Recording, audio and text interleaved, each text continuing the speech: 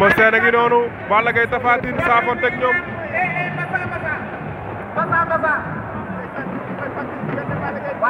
Balla Gaye 2 Tapha Tine a ngi noonu ak Balla Gaye numéro 2 biñ bëree léegi def na fukki at ak benn ndeysaan Balla Gaye demoon INSEP su Tapha Tine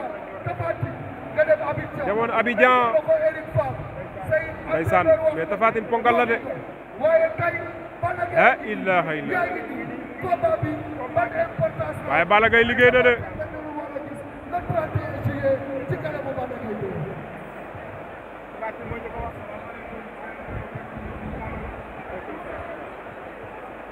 ndeysaan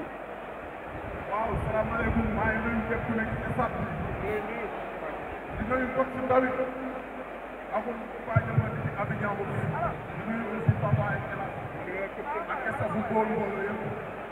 di nuyu aussi Eric Faw aussi nga xam ne ci ay loxo daaw na di nuyu waa Abidjan yëpp di nuyu ñëpp ñu teew ci stade bi di nuyu Père Bakay Ndiaye Baye Ndiaye mais teg foofu sa baaram ma ñëw dama doon woyoo wala maa ngi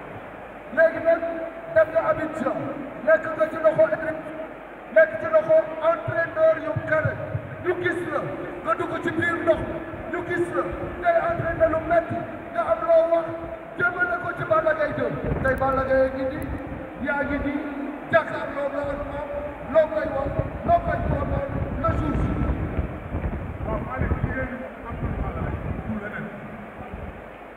dañ doon entraîné man jëm naa leen doon entraîné yeneen mais pas pour moom affaire bi loolu la sport la sport la ay effort bu Balla Gaye dañuy entraîné voilà am nañu bokk kon Balla Gaye nga jàkkaarloo moom ni ko dinaa la dóor ba ngay bëgg a dee loolu ci suuf nga ko wax ñii dañoo bëgg nga wax ak ñoom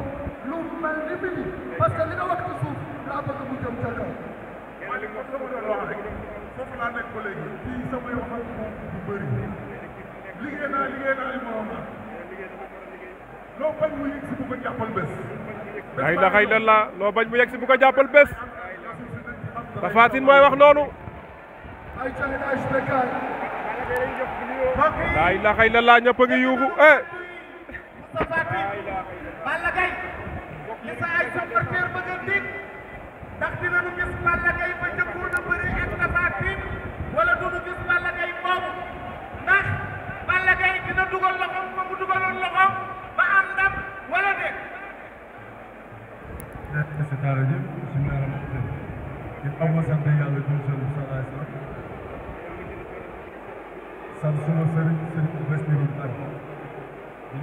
Balla Gaye 2 mooy wax noonu mbokk yi di félicité ñi nga xam ne jot nañoo bëri di nuyu amateur yëpp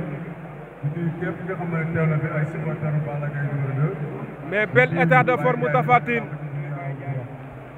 njool mu toll nii tànk yi boo ko xoolee xam ni macha allah waaye Balla Gaye pare na de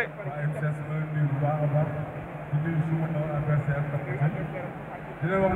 vraiment li ñu fi indi mooy contrat ci li ma nekk rek laa nekk Tapha Tine laa amal combat di ñett yàlla tey jàggal la tey bii combat nit ñi dañoo bëgg a xam say supporter nee nañu est-ce que dinañu gis Balla Gaye ba jëkkoon a bëri ak Tapha Tine wala déet parce que moom nee nañu dañ doon nam victoire. incha allah bu neexee yàlla man samay supporter xam nañu man caaxaanu bis bi ndax xam naa fi toll ci man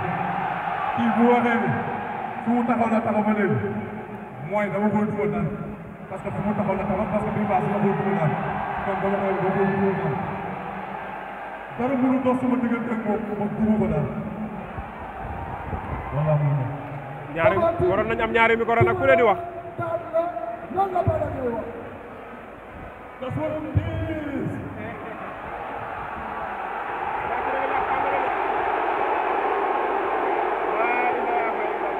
la ilaha illallah da ngay wax olof nga wax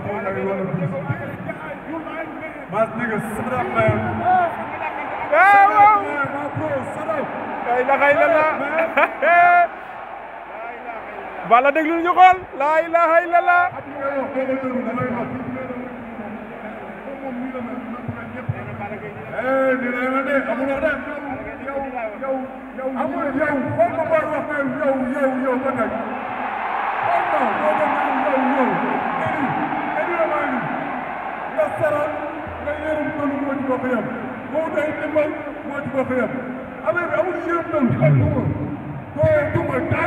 mu ngi taxaw mu yow duma kenn duma daan même nga duma taxaw yow fii mais maa la duma fii yaa ma duma daan mais maa la duma yow fii nag maa la duma pour ya fii duma maa la duma yow maa la duma Bambur ji fii yow maa la duma yow yaa duma ñu dama yaa la duma teg day jekke la da la ilaha illallah la ilaha illallah allahu akbar dañ dox seen diggante nag Tapha Tine nee na ko dama lay soob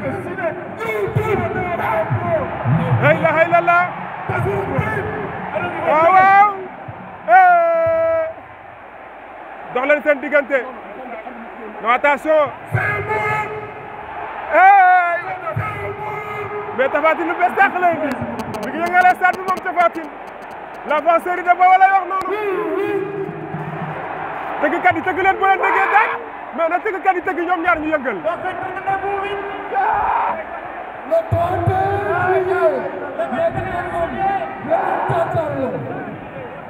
la ilaha illallah mais lii kenn mësu koo gis lii kenn mësu koo gis